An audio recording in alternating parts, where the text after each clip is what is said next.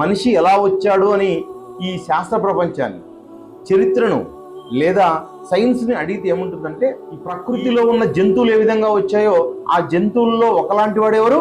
మానవుడు.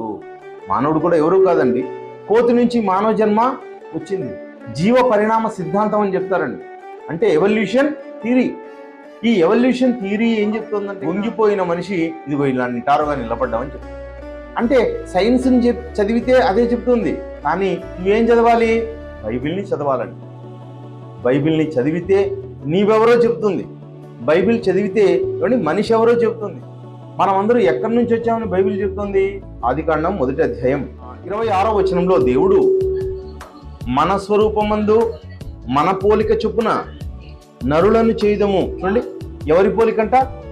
మన స్వరూపం, మన పోలిక అనగా మనిషిది ఎవరి పోలిక? సాక్షాత్తు దేవుని పోలిక. ప్రేమ దేవుని వారు ఈరోజు మనుషులుగా ఉన్న మనందరిది ఏ పోలికలో ఉన్నామంటే దేవుని పోలికలో ఉన్నాం, దేవుని స్వరూపంలో ఉన్నాం. మనం దైవ స్వరూపం.